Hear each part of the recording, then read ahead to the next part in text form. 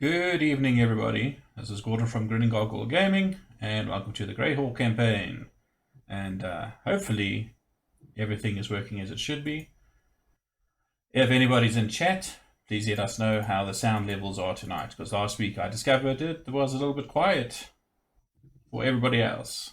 And I was like the giant in the room making a lot of noise, which was not pleasant for anybody. Alright, we're having some technical difficulties with Byron, but we will hopefully get that sorted as we start playing. When we left off last week, our adventurers had reached the city of Seaton, the provincial capital of the southern province, coming to check in on what was happening with their ship. They escorted a caravan here, fought off some goblinoids, and when they got to the city gates, we were promptly informed that they were not the only ones attacked through the night, that in fact some of these same creatures attempted to enter the city by stealth and tried to set fire to a bunch of the ships that was currently in dock. They were informed of this at the gate by an officious little man who also informed them that they were to report to the Duke's palace on the morrow. And, in fact, you received another note from a certain Lord... Oh, crikey, his name, I have forgotten. Restford, there we go. Pretty much stating the same thing, that you are asked to appear in the presence of His Grace, Duke Merrick Feldrin. You booked yourselves into the very, very upper class Lark and Laurel Inn for the night. Your horses well taken care of, sumptuous meal, everybody had a good bath, a couple of massages, that kind of thing. And Xerxes attempted to go find a priest or priestess of the goddess of good and ill fortune, Neribo. Did I say goddess? I mean god. And, yeah, I think that's pretty much where we left off. Did I forget anything? Anybody? No. I don't think so. I also don't think so. So, you guys are in the inn still. Xerxes, I should imagine that you were walking back to the inn to join your party members again, and you guys were basically going to rest up for the evening, or was there anything else that you wanted to accomplish before I do a long rest? I'm just thinking, as something from last week, didn't Mickey spot someone she knew at the place we were staying? That is correct. Mickey then attempted to hide in the bushes and failed miserably at it. She noticed a certain young noblewoman who is very familiar. It was her and Carolus that noticed this noblewoman, if I remember right. Taking her evening meal in the common room of the inn, where she did notice a siren, also known as Katerina, attempting to slink away into the bushes. But, yeah, siren rolled terribly. So, what would you like to do? And of course, wait, before we do that, sounds provided by Sirenscape. Because epic games need epic sound. And yeah, what would you guys like to do? Take it away. I was just trying to find nice music. Is it still the evening, or is it next day now? Depends on you guys. If you want me to do the long rest and it can be the next day, we can do that. I only need to do stuff next day, so... Alright. I'm gonna have a nightcap and go to bed. Awesome sauce. Oh, sorry, that was out of character. I meant like now. right now, at this moment in time. You are welcome to. Good evening to you, sir. We'll see you next week. Where's this freaking rest button? Hello? What's going on here? Alright, so you guys have taken a long rest. If you need to swap out spells, you can do so. I'm gonna swap up all my spells. You have no spells. Yeah, I was just about to say, I'll swap out the spell I have. So many spells. I always try to choose like interesting spells.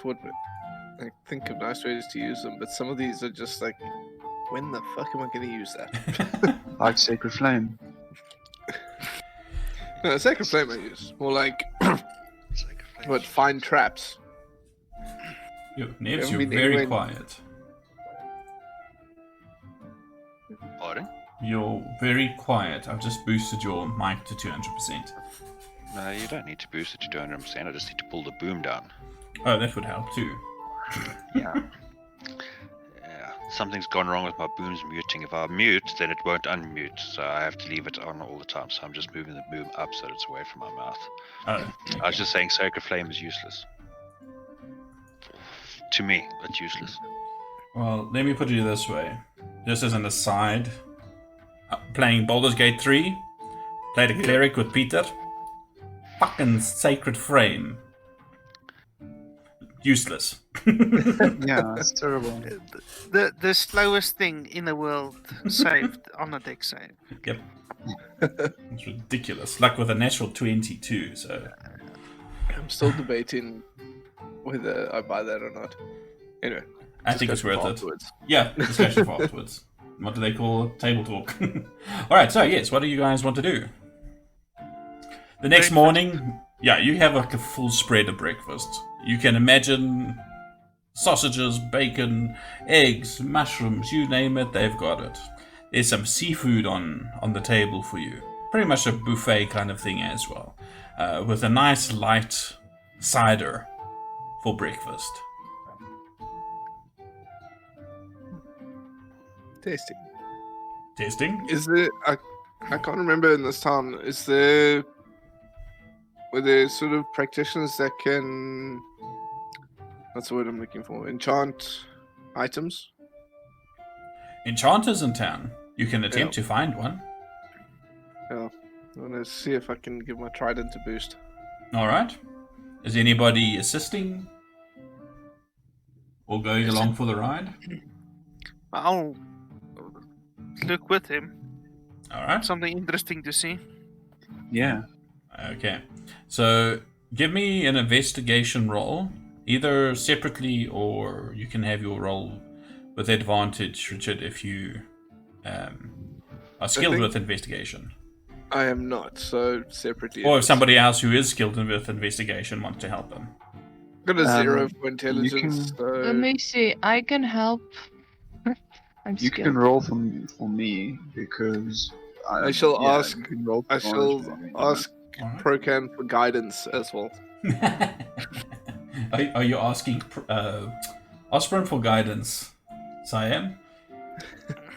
No, I think this is too mundane to bother. I like the way the two clerics think very differently. Where the hell is investigation? Yeah, but I'm just gonna roll for myself. Okay, That's go okay. for it. Me as well. God damn it. I don't think D4 is gonna help, but Okay, Not okay. and Cyan rolled a 12. I just want to double check. You didn't. Yeah, well, you can. I'm gonna roll it out. It is a D4 for guidance. So. Yes. Yeah. Yeah, just roll a d4 and we can add it to it and see what happens. Well, Yeah. that's pretty good. It's 7. It's acceptable. You search and search and search. You find a couple of places that sell baubles that might be magical, but nobody that really does the enchanting of stuff. Well, during my search, are there any interesting trinkets I come across while trying to find someone? Oh, there are plenty. I mean, this is a fairly big town. It is a coastal town as well. So if you have anything in particular you want, or do you want me to roll on a table and see what we find. Roll the table. I can't think of anything. Because I'm searching for someone to enchant, so I wouldn't be looking actively for anything else. Just coming Cool. across things. Let me find my big book of tables. Huh?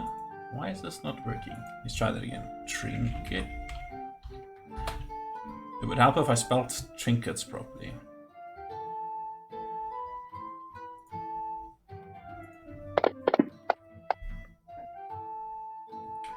Alright, actually, you know what will be far more fun? Roll me percentile die. Okay. All of us. Yeah, if you're all Them. having a look for some what trinkets you find, go for it. Why not? Fuck no, this is not possible. I just need to show you something. I rolled a D100. That's Yeah. what I got. Well, it is probable. So Possible you and is very Cyan improbable. get the same shit. God damn it. I got a 1. Oh wow. Anybody No. else looking for trinkets? All right. Not unless they're magical. Corollas. Mhm. I'm going to do yours first, just because it's right at the top of the list and the other ones are at the bottom of the list. You find this.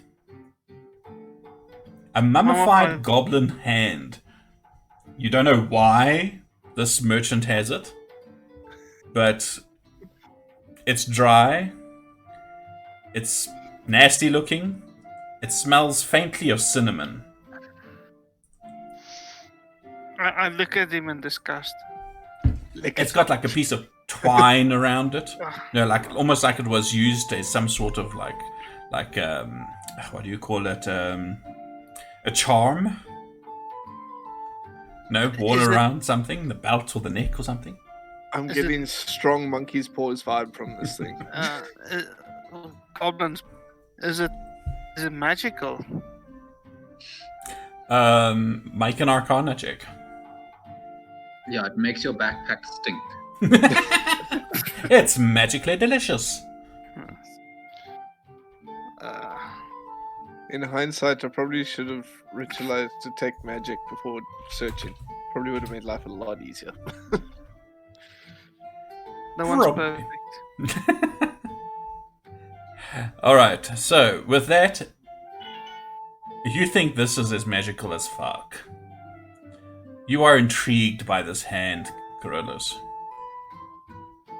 And it costs a gold. A gold. 1 gold piece. Does he have like a bag I can put it in? Yeah, sure. You get a bag with it. This I little don't want canvas to touch sack. my stuff. It smells like cinnamon. It's fine. You think it's hygienic. I don't know whether. What color is it? It's like an off brownish orange color. Brownish orange color. Mm-hmm.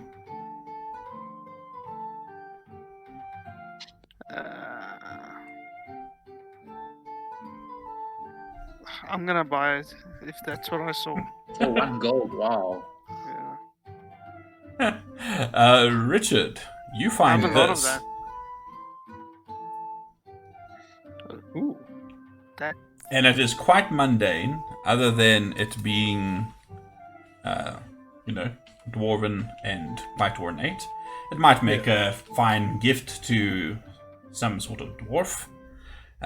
This one, same price. 1 gold piece. Yeah, might as well. It looks cool. And at least my efforts then went for naught. You found something. You bunch of tourists. Went for the cow, got the bean. Yeah, very much. Yeah, so you spend a little bit of time in the markets trying to find these things. You come away with a couple of trinkets. The rest of you guys, what are you doing? You do know that you need to be at the Ducal Palace, at least 9 o'clock, 10 o'clock in the morning. So you probably got a couple of hours or so to while away. So I'll say after the trinket searching, probably an hour has gone by. What else would you like to do? I'm gonna head to the temple. Let's go. What? I can't remember. It was a temple to Procan, eh? Not so much a temple as a little chapel. Okay. Yeah. Make anybody who wants to. Now, this is going to be fairly general knowledge about Kierland itself. You can make me a history or religion check.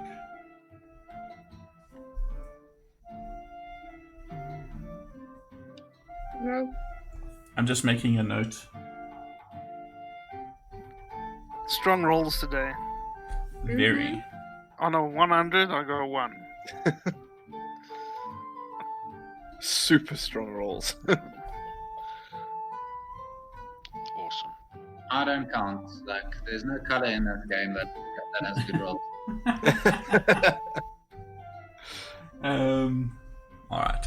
So with those rolls, which were underwhelming at best, except for Carcarius, must I roll for you as well, Byron? How are you coming along there? Any luck? No luck. It's Ooh. And Cyan gets a 17. So if he'd rolled the same as me again. So what you know about Kierland is that the concept of religion, for a very long time under one of the older kings, not the current king, but I think it's his grandfather, during his reign, most religions were basically banned because they believed religion to be bad for the populace. It gave them terrible thoughts. So religion is a fairly new thing in Kierland. So there's not a lot of places that have huge temples and things. The capital city now has bigger temples. You know, like the temple in Saltmarsh was mostly established there, and those traditions were followed because of it being, occupied by sailors and fisherfolk. So they still remembered the old ways, and they wouldn't venture out onto the sea without making some sort of offering to Procan. So that's just to give you a little bit more of the, lore-wise, why things are like they are in Kierland. But so you can find the chapels without too much effort. I mean, you can ask for directions as well. People will point it out. Procan and Osprim both have chapels, and they are on opposite sides of the street. Do they have like a bunkhouse for me at the chapel? You go in there, and the priest, it's not actually a priest, it's a priestess, and her name is Bethrina Silverath. Bethrina Silverath. Would you like me to spell it for you? Yes, please. I'm going to type it. It will be easier.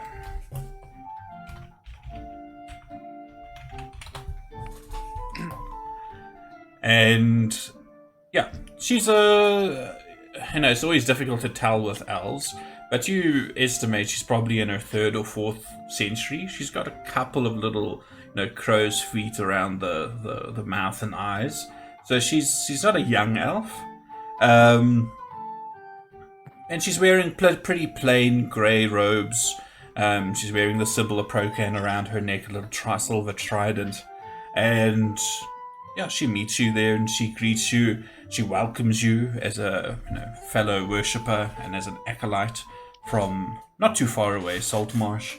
And she says, there are some small little cots available for visiting clergy.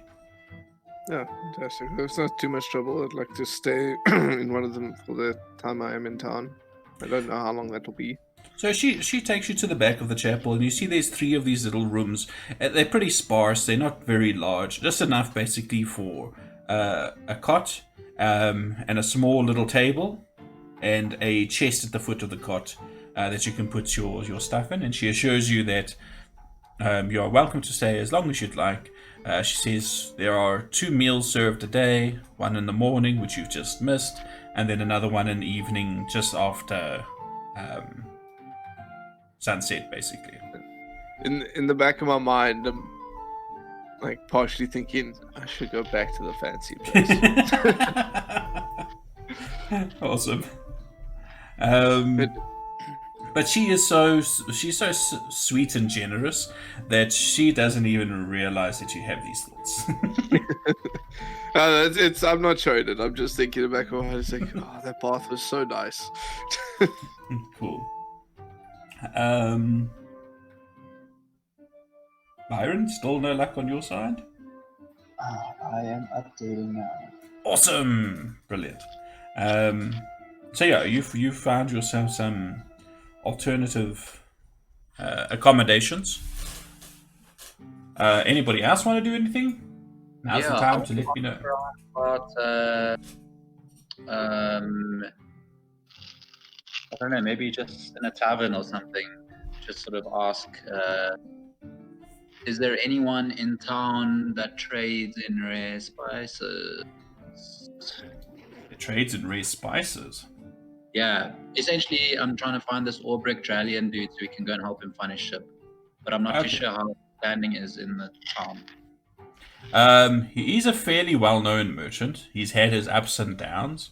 So, yeah, I'd say that I think there's a pretty good chance that they can direct you to where his mansion can be found. Cool. If you'd like to head there. Yes, please. Okay, who all is going to see the merchant? I'm going to continue having a lavender bath. Or so. Beru's washing off years of no baths. Everything that's been caked on. Okay, so let me get the mental picture in my head. I have Xerxes. Who else is going with Xerxes to see this Orbrick? If it's after I'm finished all of my stuff, I'd join up and go. But if it's while I'm doing my stuff, then obviously I'm out. Well, I'm not going to wait around while we're in a church, so I'm going. Anybody else? I'll be checking out the temple. All right. What you doing, I'm Peter? probably on my way to the Lord. You're making your way to the meeting. palace. Yeah, gonna walk around slowly. All right, and Siren? I know you cannot speak much. A good question. I'll just stay in my room for now. Sleep in. Okay, you're gonna sleep in a bit. Mm. All right, Xerxes. So you're going off to this guy's mansion all by your lonesome. Just want to get some information in front of me quickly. Please hold.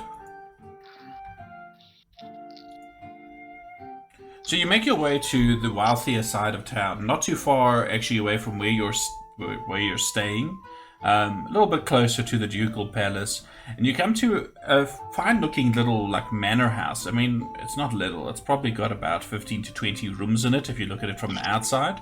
But as you can see, like the plaster and that on the outside hasn't been redone in a while. There's a couple of window panes missing here and there. The roof looks like it needs a bit of work. It has this feel of once upon a time, maybe 10 years ago, this used to be a fantastically, manicured little mansion. But now, not so much. It looks quite neglected. You see there's a wrought iron gate. It has like very nautical motifs, sea creatures and things that have been bent into the metal, as well as some ships. And they are currently open. And the garden that you see to either side of this little dirt path that leads up to the front door is pretty much overgrown. You see there's once upon a time were a bunch of fine rose bushes and things that have just been left to their own devices. And it just reinforces this idea of there might have been wealth, but there isn't so much anymore. So, what would you like to do? How are you approaching this place? Did you say there was guards? No guards. I'm just gonna walk to the front door. Alright, so you go to the front door, and there's like a ugly looking, irony, gargoyle head on the door with this like big brass knocker. Do you knock it? Yes. Alright. So it takes a while. You can hear on the other side, it sounds... It's definitely sounding, but it sounds a bit like hollow and echoey on the other side. A couple of minutes go by, and you're just reaching up to tap again on the door with the knocker. I just want to turn this music slightly down on my side, because for some other reason it sounds super duper loud. Darcy, how's the music sounding on the stream? Is it louder than us speaking? It is quite loud. And maybe I must just drop it down a little bit.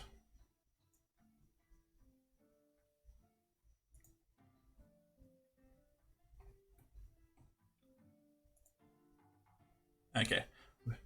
While we are waiting for a response, yeah, it takes you a while. Well, as you're busy reaching up to knock it again, the door creaks open with a bit of a squeal, and standing before you is quite a neat-looking half-orc. He's balding on top, and you see that his teeth have been filed down, and he's looking down at you, you know, like down his nose at you, because he's standing quite a bit taller than you. And he says, "May I help you?" Yes, might I speak to Ulbrich? Might I say who is calling to see Sir Ulbrich? My name is Xerxes. I'm here to offer aid. Offer aid? Yeah. Oh, you'll hear about that. One moment, wait here. And he like opens the door, and you can see there's like a small little waiting area. There's a couple of wooden chairs, nothing fancy. He says, "Have a seat, and I will inform the master of your presence." And he disappears down a little side passage. You hear the floorboards creaking a little bit as he makes his way down. Doesn't take too long before he comes back again. And he stands there and he clears his throat. And you see he's tall, he's lanky. He's actually kind of awkward looking for a half-orc. Almost pretentious in his nice, fine, neat looking clothing. Basically imagine this half-orc with this slicked back, little bit of hair that he's got left other than on his bald plate. And these fine clothes and shoes. Not super duper fine, but fine enough. It looks like a butler, basically. And he says to you, "The master shall see you now. Please follow me." And he takes you, not too far away, into a room that basically looks like a study, a little home office kind of a thing. You see there are some trophies on the wall that are a bit dusty and moth-eaten. There's a fine selection of books on shelves that line two walls of this room. There's a fairly merry little fire going in the hearth, and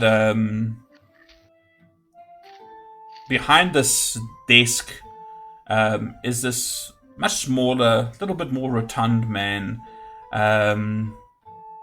Much like his house, he looks a little bit run down. You see that he's got like iron grey hair that's pulled back in a short ponytail, but he has a very neatly, tended moustache. And he pushes away some papers, and he says, "Oh, jolly good, come in," as he stands up and he holds out his hand for you to shake. Ooh, Corona. I'll shake his hand. I'll say good morrow.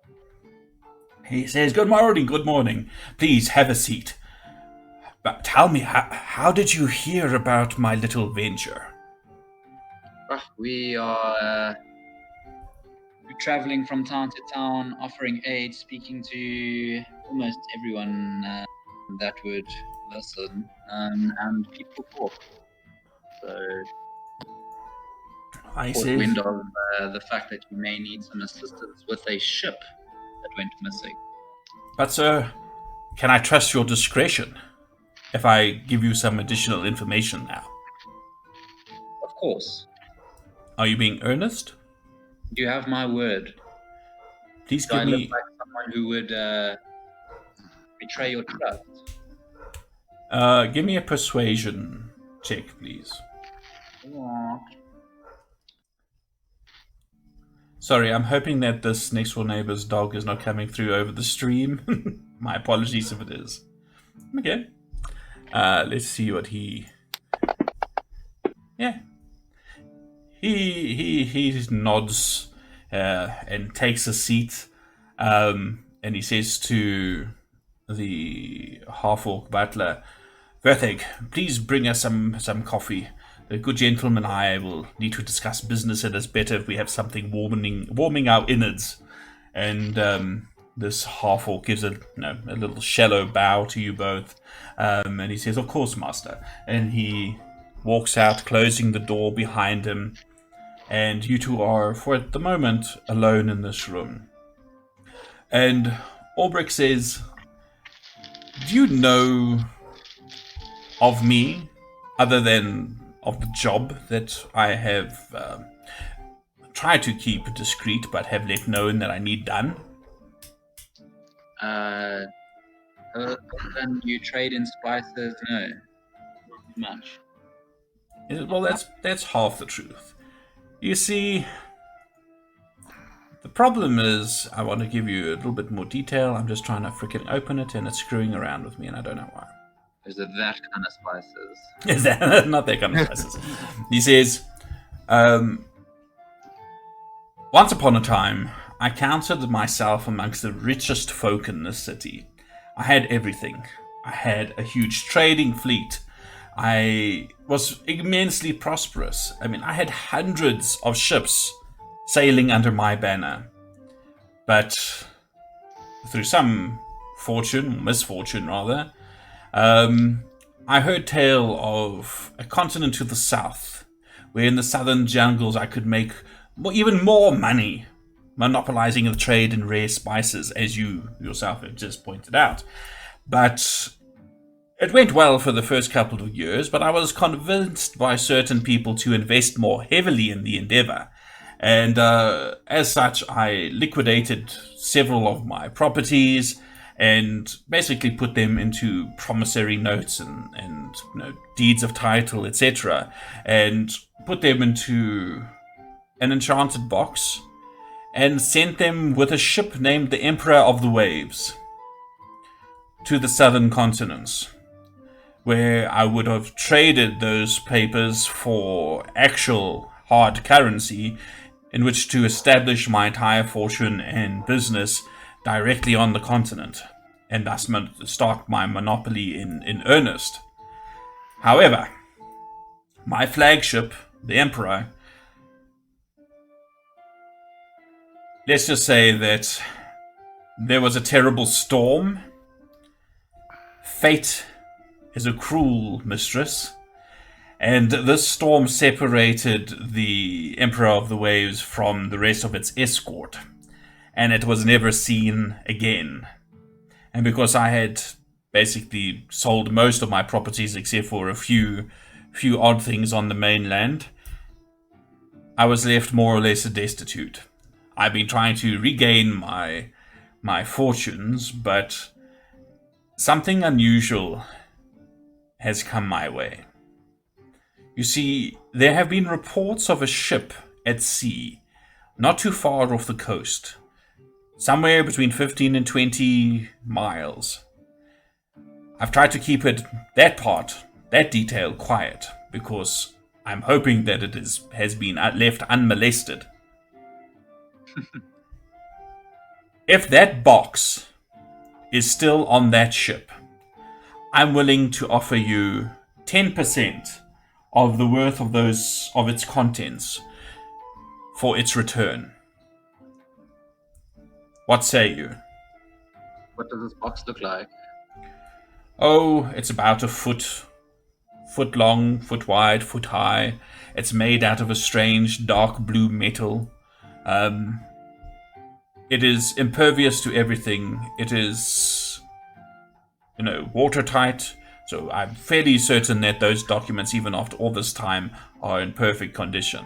And it can only be opened by me.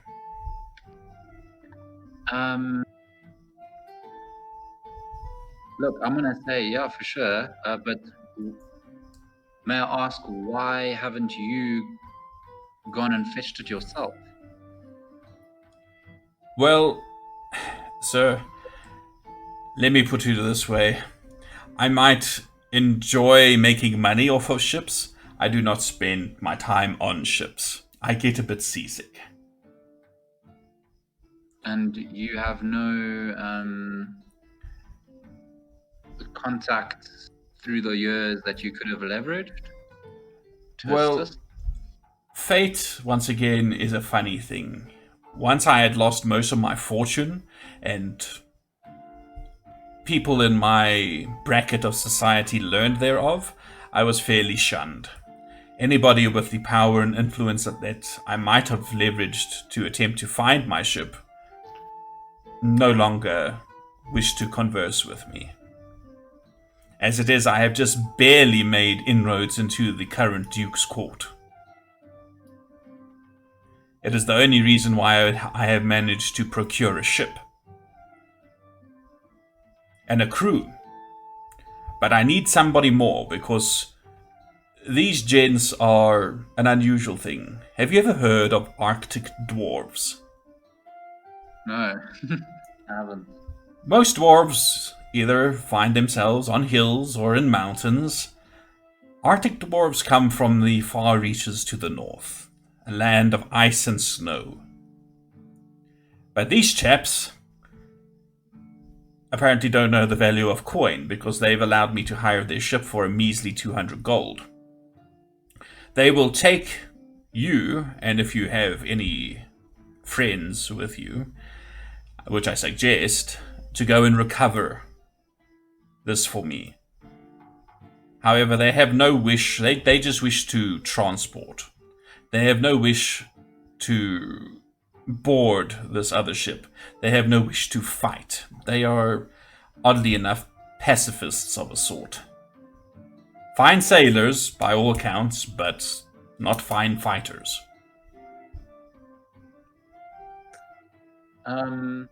There's no. If you're worried, that there's any funny business going on, I have no idea. As far as I know, the ship has been abandoned these last 15 years. 15 years? Indeed, sir.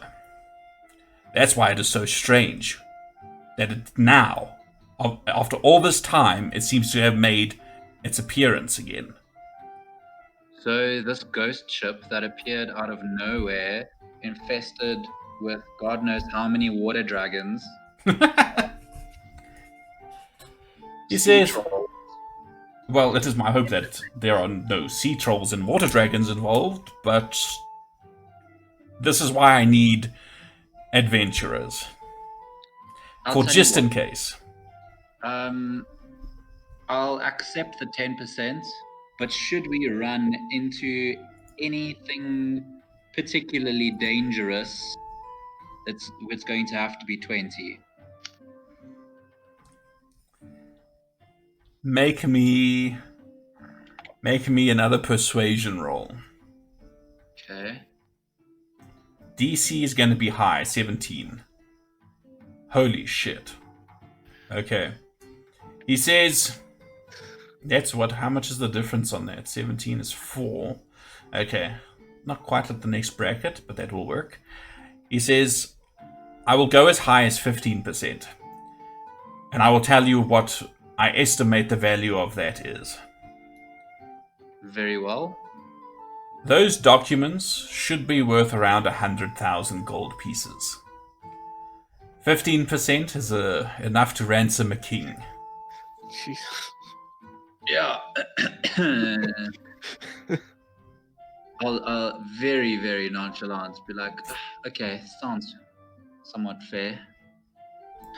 He says, in addition to that, by way of making up for not being able to accept the 20%, I do know that at the time of its leaving port, it was also carrying a couple of items on board. Something that was being transported for discretion's sake with my ship, but I do not know what they were. All I know is that certain very wealthy, very powerful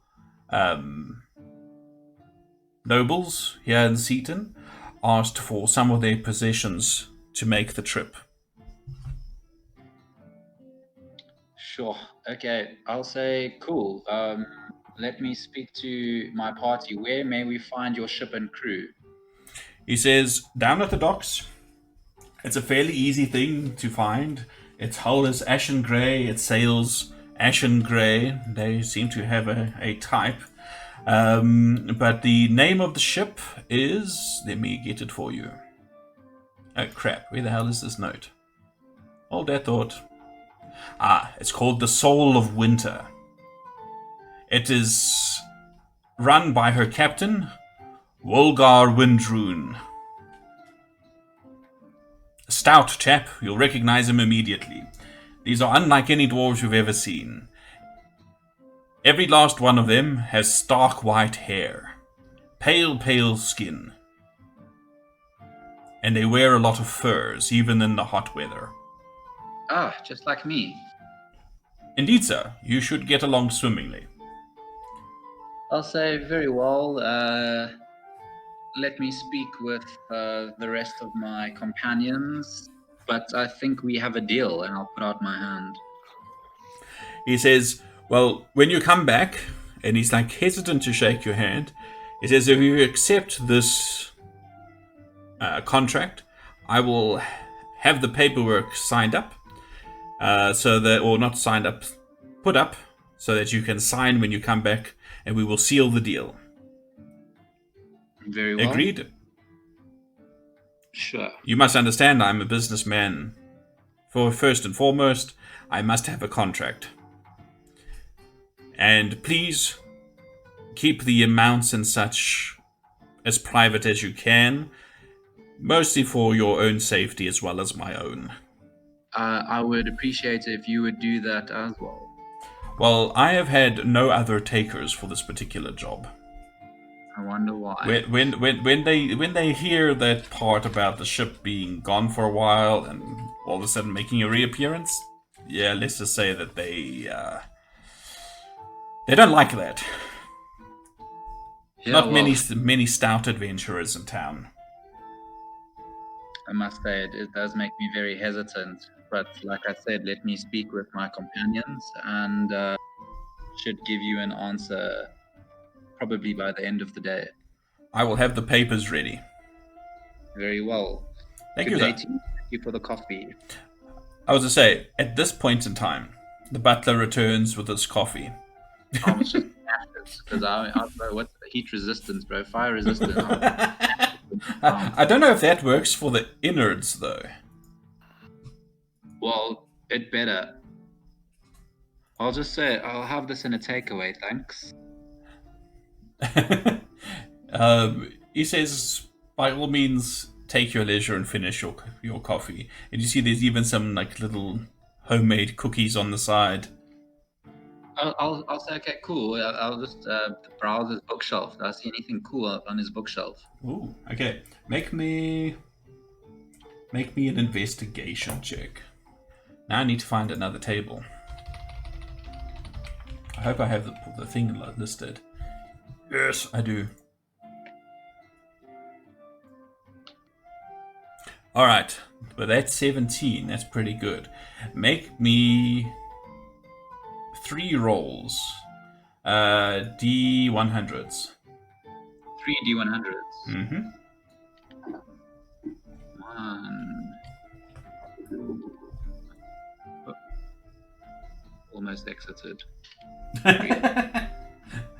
Not quite what you meant to do.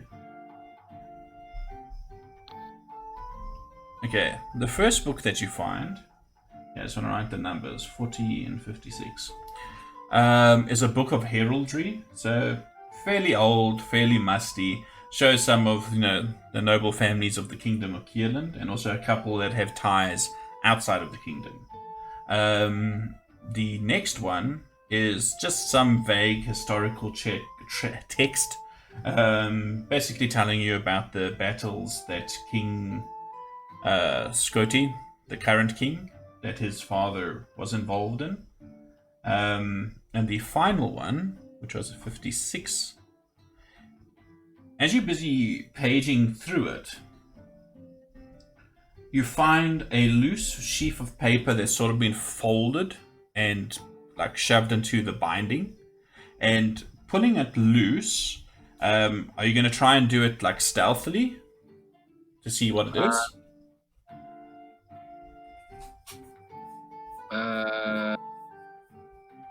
Yeah, well, can I turn my back to him while I'm sort of just look like I'm pacing? Sure.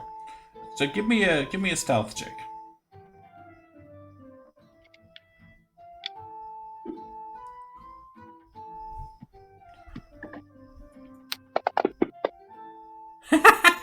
Fantastic. Okay. With that absolutely ridiculously shitty roll of mine, he does not notice you messing with this loose page. But as you pull it out, you see a few things that tickle your fancy. First of all, this is no ordinary writing. You recognize this ink is a variety that is infused with gemstone. It is used in the writing of spells. Mm. And now Right. I need to decide what spell is on that. Very nice. Is it a spell of find fire elemental? No. How easy Summon do you think I'm fire going to make that? It's a summon fire elemental. Ooh, that's even better.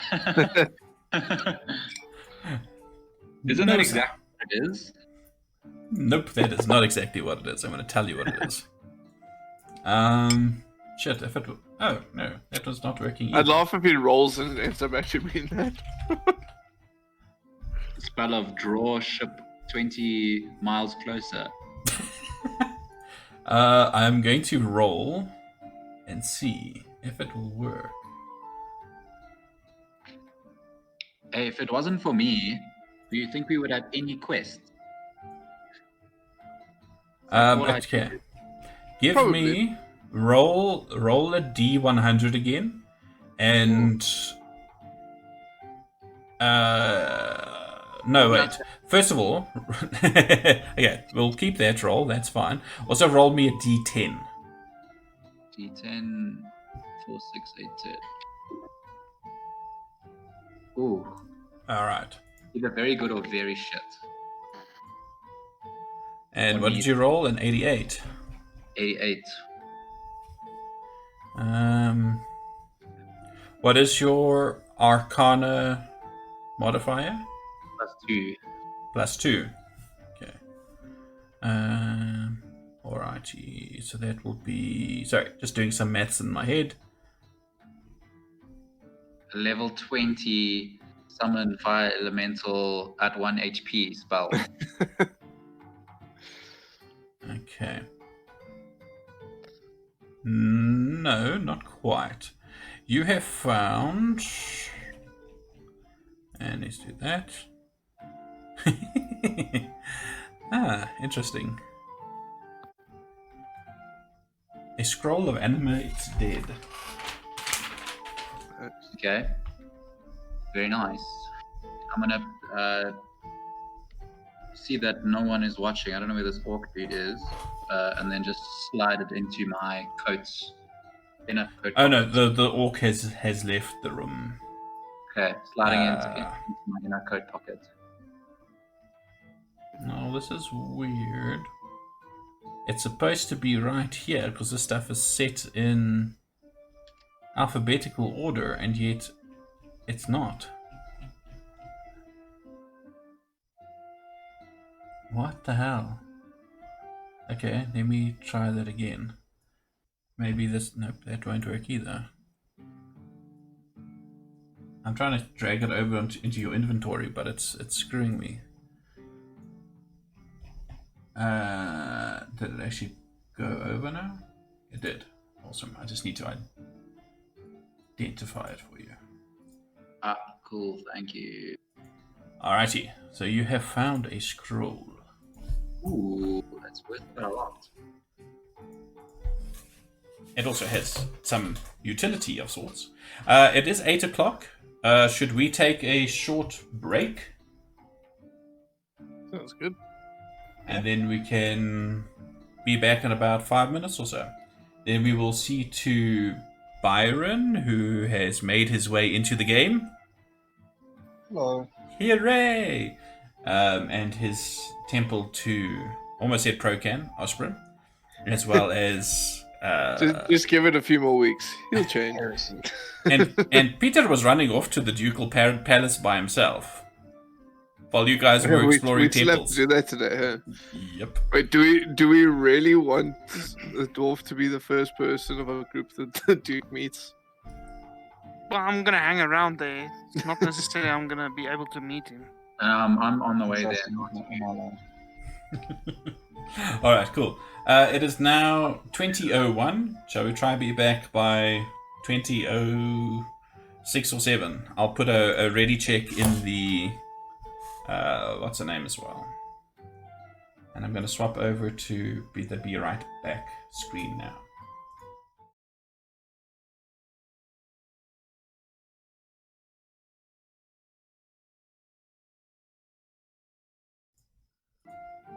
And we're back again.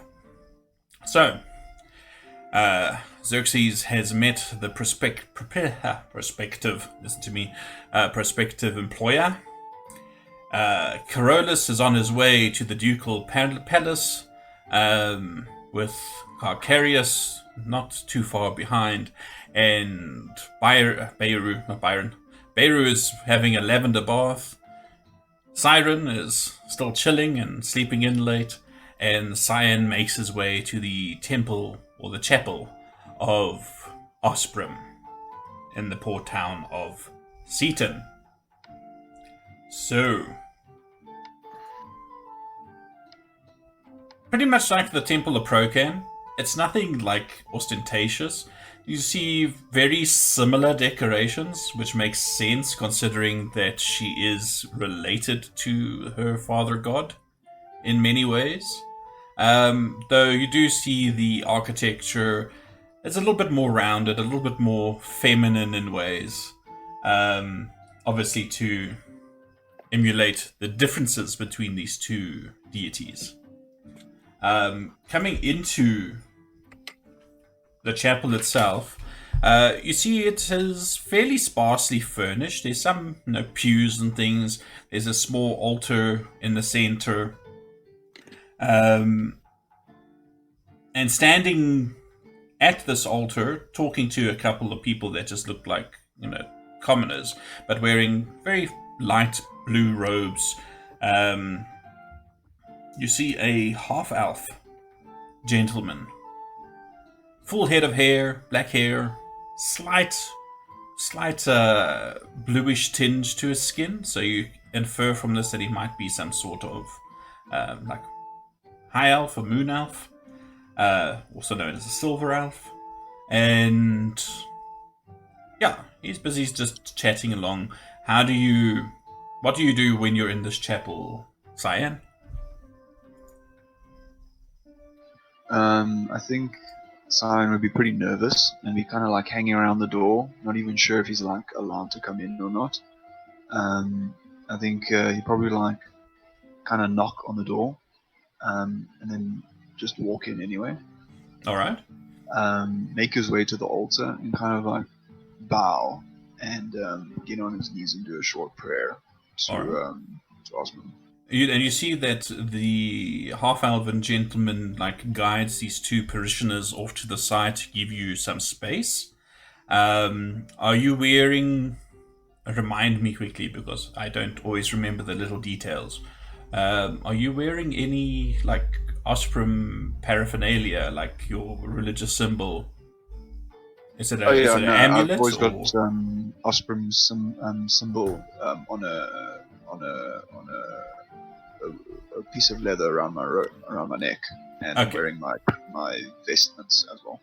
Okay, you're wearing your vestments now in town. Okay, so you look like a clergyman of Osprey. Yeah, so he pretty much just guides him off to the side and lets you carry on with your what would you call them? Observations of sorts? Yeah, I think Simon's kind of praying right now, and he's kind of like asking Osprey like guidance, like what the hell is he supposed to do here? All right. Are you doing this as a legit reach out to Osprey? No, I don't think Just Osprey as would. a- I think he'd be too intimidated by like this church or whatever it is, and just be like kind of talking to himself but not wanting to bother anyone. So as you're doing this, are you doing it with your eyes closed? Yes. All right. So give me an insight check, please. Insight, huh?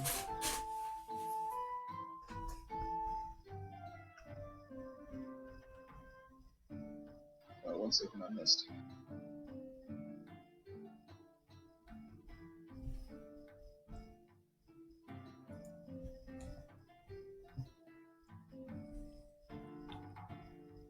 All right. So as you sitting or kneeling there with your eyes closed, saying your prayer to Osram, you feel a presence next to you, and just like opening your eyes slightly, you see that the half-elven priest has knelt down beside you and has basically started another prayer. Not quite the same as yours. Yours is, if I have it right, very informal. Yeah, totally. You haven't really had any formal guidance and training when it comes to the worship of Osprey. Can I hear what he's saying? You can, yeah. He's right next to you now. That's what the insight check was for. So you're busy listening and listening to his prayer, and he's basically naming Osprey and all of her titles, guardian of the waterways, etc., etc. What this prayer basically sounds like, it's not something like the Christian Lord's prayer. It's more a case of like, this is my goddess, this is her domains. And it's basically a short prayer of praise. And, but pretty much the same as what you were doing, asking for like general guidance, trying to get a bit of insight and a good vibe from your goddess. This thing does exactly the same, but you start like mentally taking notes about the phrasing that is used. And it's just a little bit of a nicer way, but it's almost eerily very similar to what you were doing. Oh, nice. I'd like to, like, as he's going along, just kind of like, half a second behind, repeat what he's saying as if I'm like saying the same thing. Okay, but in the meantime, are you actually trying to memorize his little litany that he's giving? Yeah, no, I think that's how Simon would memorize it, is by Mimicking it. almost like mimicking it and repeating it. Yeah, like kind of saying it to himself and like putting it to memory. This is an interesting one because I feel like there should be a performance check, but I don't think performance is really what I'm looking for here. So I'm thinking, are you proficient in religion? You are. Yes, I am. I was going to say make a like a straight intellect, but I'll allow you to use religion for this to see if you can memorize this formalized method of prayer. Oh my god. So as you're doing this, you're getting like a bunch of the words wrong in that. This half elf like slows down quite a bit, and he stops for a second, and then he starts from the top again, and he starts with the whole prayer again, listing it, bit by bit by bit, and you have a second opportunity to try and memorize it. But this time, because he's doing it for you twice, you have advantage on the roll. Oh boy. Alright, I clear my throat and grab it again.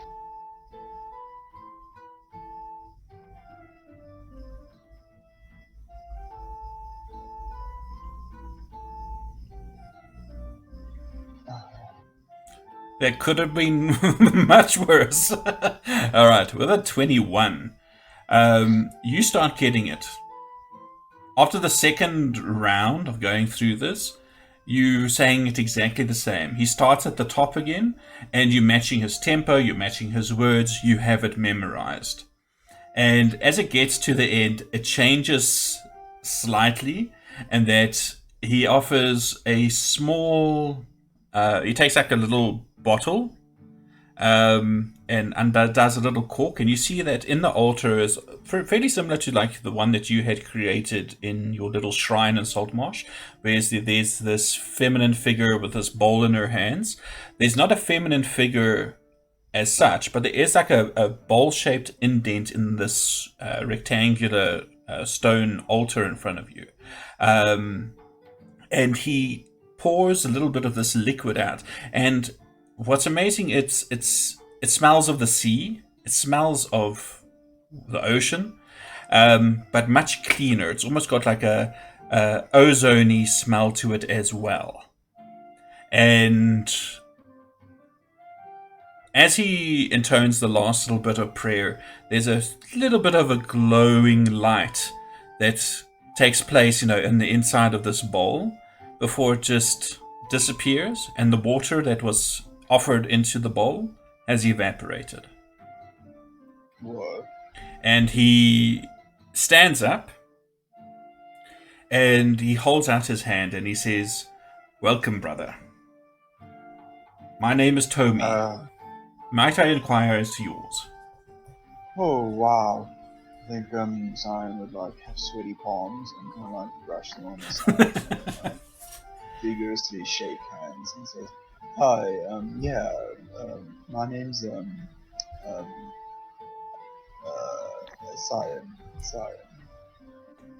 Nice to meet you, Toby." He says, "Why don't we have a seat?" And he motions over to one of the pews, and he says,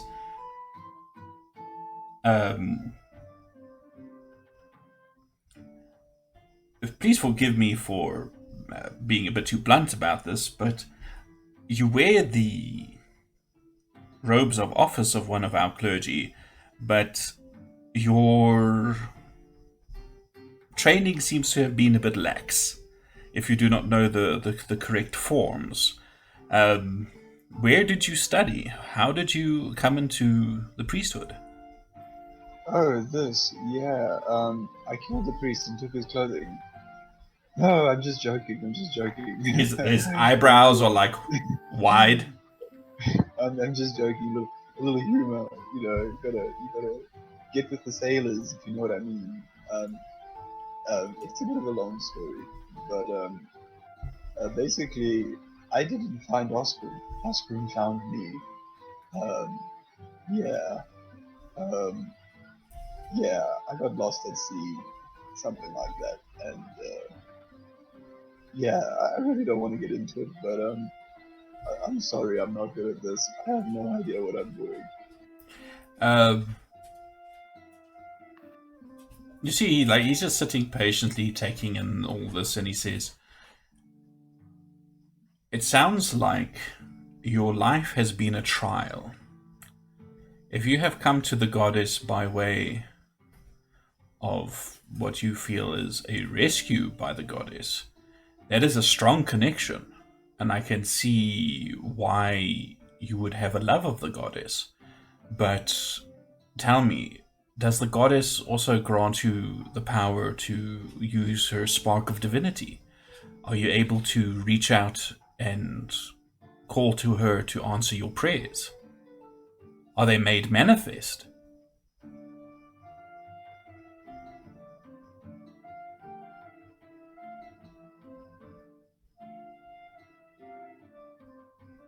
Hello?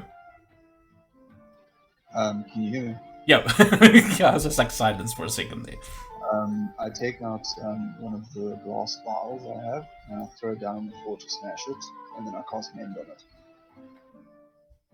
And you And see, I like, say, "Totally." as you do this, he says, "That is astounding." And he like leans back, staring at the now reconstituted glass vial. He says, "You must truly be blessed by the goddess. I have been serving her now for 30 years, and she has never given me this power." Yeah, but you did that cool trick with the water in the bowl over there. Can you teach me that? And he says, "That is... I need to be honest with you.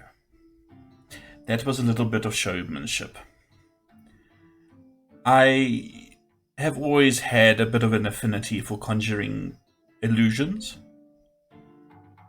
And I discovered it was an easy way to... How can I put this?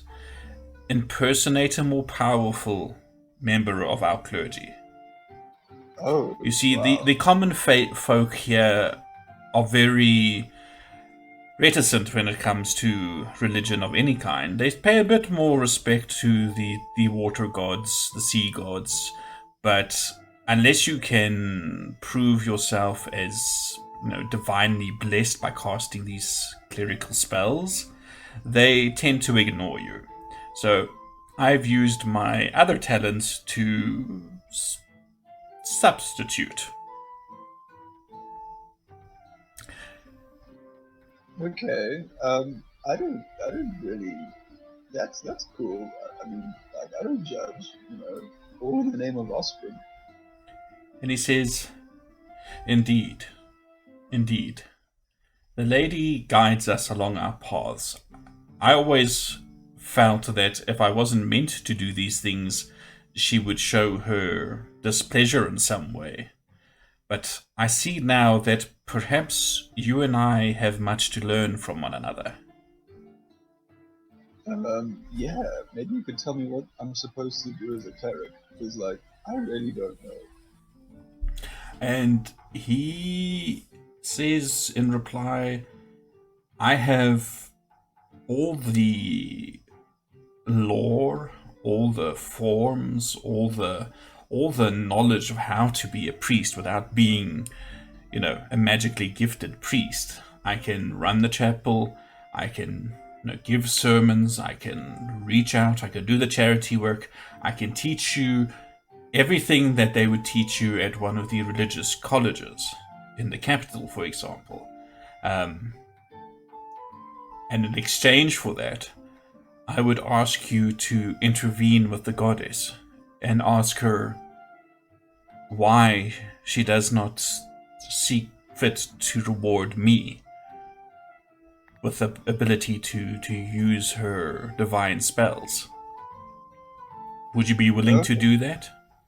Oh, yeah, totally. I mean, I could do other stuff too. Like, I could bless some holy water for you. I could marry people as well, and like, it'd be Well, cool. I do marry people, but it's more like, sign here, you're married, you may kiss the bride kind of thing. Maybe a little sparkle of lights, and you see he waggles his finger, and there's like a little bit of like a firework that goes off above your head. Nice. Yeah, alright. You teach me. How long are you going to be in town? I have no idea. I'm just following these randos around. And it's going out pretty well. This is the DM laughing, not the character laughing. He says, well, if you ever have some time to spend, and the way this is going to work in game, when next you have your downtime and you need to level up, you will spend part of it here training with him. And training him in turn. Okay, cool. I think Simon would like look down at his wrist and then up at the like ceiling and go, "Oh shit! I think I'm running late. Look, it was real nice to meet you, but I gotta go." It's a whole freckle past a hair. What do you mean you're running late? Anyway, here, have this, and I'll give him my one vial of holy water. Oh, awesome. And just rush out the door, and I'll like look over my shoulder and say, "It's holy. I don't know, do something with it." And I'll just kind of like rush out to the opposite side to Progan's temple. All right. So just to give you a little bit of insight here, when it comes to clerics, you do get lots of clerics who can cast divine spells like you guys can, but there is also a whole bureaucracy in many of the churches with people that just don't. It's not that they have less faith or anything of that sort. It's just that it's just never been unlocked in them, if I can put it that way. So this guy's full name is now in chat. Thank you. Alright, so you're also making your way to the Ducal Palace. Well, I'm gonna go over to the Progan's temple and try and get hold of Corellis. Okay, well we can say that Corellis or Carcarius? Sorry, Corellis. As I say, the dwarf wasn't there. So yeah, we can say that you're doing that easily. I just want to hear with Beirut and Siren, since everybody else is making their way, would you eventually have finished your sleep and have finished your bath to make your way to the Ducal Palace as well? Well, I'm Wakes me. busy preparing myself for the Ducal Palace. You know, you The can't Ducal go in there, Palace? like, smelling, yeah, you can't go in there smelling like Furbolg. Yeah, no, you're gonna smell like heavily lavender-scented Furbolg. Yes, and well relaxed because Like I am. lavender and wet dog. I like sleep on your shoulders further. Of course. Yeah, Alright. I shall be a scarf. So you make your way there. Corollas, it's a few minutes of you standing in front of these guards, in front of this ducal palace. You see, it's pretty much like a short walkway that goes, like a bridge going over a moat. The palace itself is built on two hills, with this bridge leading from the smaller hill across to the larger hill. There's a portcullis that is raised. There's a small gate on the town side, and you can see that there is a larger gatehouse that seems to have sturdy iron gates, like closing like normal doors, as well as raised portcullis. And posted along this bridge, which is probably around 40 to 50 feet long, are several guards. And yeah, do you actually attempt to enter this place, or are you just going to hang around outside and wait for the rest of your company? Stand outside and wait for the rest. All right. If the guard comes to me and asks me, I'm just saying I'm here to see the Duke, waiting for the rest of the group. Make a perception check for me, please.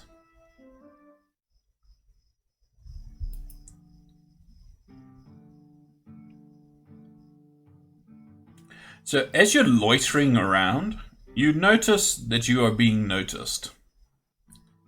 The guards, while not like physically turning to face you, you can see out of the corner of your eye that they are watching you out of the corner of their eyes. They've taken note of you, but I mean, you look fairly harmless. You're still just carrying around your quarterstaff, right? Yes, like leaning on it. So you And do I'm that. old. And you're old. So they're looking at you, but they're not, it's nothing threatening there, so they're just keeping an eye for just in case. You're standing there, I mean, this, where you're waiting is basically a boulevard that leads up to it. There's stone benches, it's a fairly wide road, there's trees around. You can actually see, from the height of this hill, you've got a pretty good view over the entire city, and you can actually see that down in the docks, There are still a couple of ships that seem to be on fire, or at least smoldering, sort of. You see some smoke. There's still like a haze across the harbor. And down this boulevard is where as you're watching, you see the rest of your companions slowly start filtering and joining you at the gates. Are you guys all dressed in your finest finery? Oh yeah.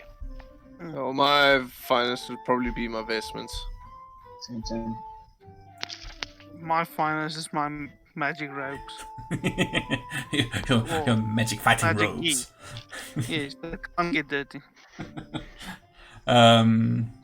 So who's doing the talking? Who's presenting? How are you being presented at the gates? Oh, good question. I'll get off Beru's shoulders. Yeah, Siren, it's probably better if you walk in to see the But Duke. I know it's probably comfy, but this is probably a better idea. I'll just carry you in. see? You're gonna carry her in. Yeah. Gonna make as if she's injured and say that I need to carry her in. That's good. Okay, give me a deception roll? I don't know. No, I'm moving. Are you moving? I'm just not. I can roll a deception. Well, let's not take agency away from Siren. Siren says she's moving. Okay. Alright, so you make your way over to the guards. They ask you your business. And basically, they say that the Duke is currently holding open court. As in, the common folk have permission to enter the ducal palace at this point. Though you are warned, no funny business. And by that, they assume you know what they mean. Yeah. No, we'll be cautious. Stay in the public areas. You will be met by a herald. You will give your names to the herald, and the herald will announce you to the court when it is the correct time. Do not go wandering around. You will be arrested and thrown in the dungeon. There are a lot of soldiers, a lot of guards. As you make your way across the bridge, you see this portcullis and this door, this gateway, stands about 20 feet high. It's probably around the same width as well. The walls around you are that same dull stone, a little bit more decoratively, carved in places. You see like lots of statuary and that, posted along the walls, like in little alcoves as such. Lots of guards equals lots of XP. Could be. And Xerxes, control yourself in your sacrificial ways. as you make your way in, you see that this courtyard that this eventually emerges into is like oval shaped. There is like a oval track almost that goes around. That's probably around 50 to 60 feet, at its widest point. Probably around 30 to 40 feet at its narrowest. There's a small garden with benches in between. On the opposite side are also stone steps that lead upwards to another large wooden door that's been reinforced with iron bands and things. Also very decorative in many ways, the ironwork on these doors. They are also open. There are guards on every step. There's about 6 steps going up to the doors from the ground level. So 12 guards just at the front door. As you approach, you come into a very wide hall that's very high. There's lots of columns. You also see more wooden benches and things, and on the inside here you can see a mixture of folk. You see what appear to be merchants of various levels of wealth. The wealthier burghers have heavy chains and things on them, gold and silver and whatnot. ostentatious jewelry on their hands. Their wives and things are also very elegantly, wealthily dressed. You see, in addition to these, sort of keeping away from the nobles and the more wealthy merchant folk, are what appear to be like farmers and dock workers. You take this to be the more common folk that have also come to seek the Duke's justice, to settle whatever grievances they might have. There are a bunch of pages running around. I'm not talking about pages as in pieces of paper. I'm talking about pages as in young men or boys delivering messages, between various people. And you also see, they're also wearing, black stockings. They've got the Duke's device of the red and the blue field split, in half, with the ships on one side and the swords on the other. Everything is very precise, very militaristic in a way. And you are approached by a gentleman wearing long black robes. He's got a stiff white collar with a bit of a ruff. He's wearing a black skull cap that seems to be made out of like ermine or something. And he's wearing this very ornately linked chain around his neck or around his shoulders. It's kind of hangs wide. It's about 3 inches wide. That has the ducal symbol, what's the word I'm looking for? Not engraved. I've flipped now. I can't think of the actual word. Embossed? No, not embossed either. Not like when they put coloring on something. Flip. Now say again? Painted? No. No, man. Paint by numbers. I will. Not paint by numbers. I will think of the word, but whatever it is, it's very striking, especially compared to his very drab, plain black robes, and he's got a staff that he's sort of not really leaning on, but it looks like an official thing. It's got a bunch of scroll work on it. It's got a huge silver lion on the top, and it stands about a little bit higher than him, a little bit taller than him. And he gives a shadow little bow of his head, a little nod of his head, and he says, "Excuse me. Might I know who you are? And what business have thee with the Duke?" What's our ship called We are again? the crew of the Wave Piercer. Wave Piercer. Yeah, we have been requested, summoned. Says Scarf. Ah, yes. I am aware of your summons. Your presence has been requested. I do seem to recall. I was given the impression, however, that you were mighty heroes, slayers of beasts and men. Mm-hmm. You seem a little bit more common. Would you like? a That's the demonstration? secret. Haven't you ever heard the saying, "Don't judge a book by its cover"? Well, I am kind of impersonating a Scarf. So he says, "You may call me Rohan. Rohan Rohan. Sharnvale." When you've Yeah. seen the shit Roman. we have, you can look like whatever you want. How do you spell your name? I am the Duke's Shenazal, and I am pleased to make your acquaintance. And his name is spelled as such. The Duke's bitch. Yeah, that's what I wrote. He says, "You may consider me the Duke's Chamberlain, the Duke's right-hand man. I am also the court wizard." Sure you are. Right hand man, I get it. Taps nose. Are you actually saying that? Yeah. He says, I mean scarf noises. I suggest that you control your temptations to mock, young lady. The court is handling serious business today. That's my blood.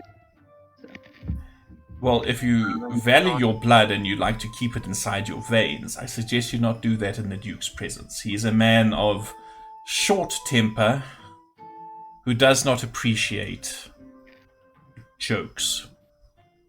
Wow. So he's stuck up. Not stuck up. Let's just say that he is a busy man with many things to tackle, and he's also a man who is now dealing with the fallout of having his docks attacked at night by a bunch of brigands. He's in a foul humor.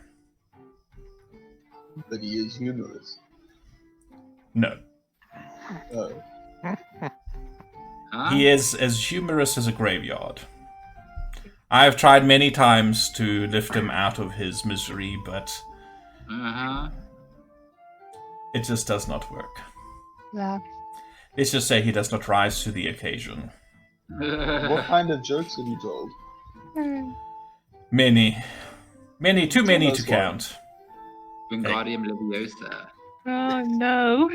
No, something to the effect of, if you have 5 kobolds and you add another 2 kobolds. Oh, I think I've heard this one. It's pretty good. It's Leviosa. Trick question. Yeah. Mm. What, trick question or quick question? It's a trick. Oh, it's a trick question. Sorry, I misheard. And it says, have a seat. I shall make the Duke aware of your arrival. He's just busy handling a matter with some outlying farmers that are accusing each other, I don't know, stealing each other's pig shit or something. I'll be back. And he, with a swish of his robes, you hear him cluck, cluck, cluck as he marches away through another set of doors that are initially kept closed, but as he approaches, the guards open them a crack. And I'm going to say, give me perception rolls, everybody. Yes, sir. Did he have high heels on? No, it's his staff tapping against the stone floor. Oh. Like mine. Damn, missed opportunity. I almost thought he's... Vantage point. That's why. Yeah, damn it. What's it? Damn, where were these rolls earlier? Jeez. My computer's lagging, so I don't know what I rolled, if I did roll at all. No, you have not rolled. Ah, Oh, there's just come through. A 3 and a 13. Nice. Oh, that's not bad, actually. 18, 22, 14, 21, another 18, and a 20. Wow. Other than Carolus, well, no, I'll say Carolus. Considering everybody else rolled so very high, I'll say you also get in on this action. As the door opens up, you can see there's a long blue carpet that's in a hall a little bit more brightly lit by what appears to be... Hey, what ran there? Oh, bims. By natural light, it's not torchlight, it's like plain old daylight, which gives you the impression that whatever room this is on the other side of this door is either open to the elements, or perhaps has large windows or something. You can't see through the door. However, what you do notice is a very long room. You can't actually see the ceiling from your vantage, but you can see a group of people standing around just like a wooden throne that's on a small dais about 3 feet or so off the ground. And to the left and right of a very stern-looking gentleman, not particularly old. You think he's maybe in his mid to late 30s, but he has a sword resting on his lap, and he's holding some sort of scepter, loosely across his lap as well. And he's leaning forward, listening with an air of rapt attention, but you also notice what is probably a little bit of boredom in his posture, and the way his eyes lift for a moment away from this assemblage of dirty-ish looking peasantry in front of him, there's probably about 8 or 9 of them, and as he takes note of you guys through the door as well as his seneschal lead stomping up the carpet towards him. You catch all of this, as well as a certain lord that you are very familiar with, standing at his right hand, on a step below. Lord, what's his face? Whose name I have forgotten. Restford, thank you. I drew a complete blank there again. I don't know what it is with this guy's name that just refuses to sit in my mind. But anyway, so Lord Restford in his finery, not the same outfit he was wearing previously, but definitely the same coloring. That deep crimson red, lots of gold trim, looking very pompous. Secure in his, position next to the Duke, basically as a ducal advisor. And you catch all this as the doors close shut behind the magician. And it is now 10 to 9. The next part, I think, might be a little bit lengthy. So I think I'm going to call it here for the evening, if that's all right with everybody. And we will pick up with the ducal audience next week. Thank you to everybody who joined us in chat. I will make best effort to get the podcast sorted tomorrow as well. Though it's a very busy day, so it might only come out on Friday. But yes, stick to our socials and you will see the notification on Twitter or Facebook or on the Discord if you have access to it. Be safe, be good. Thank you everybody for joining, and my players, of course. Good night. Auf Wiedersehen.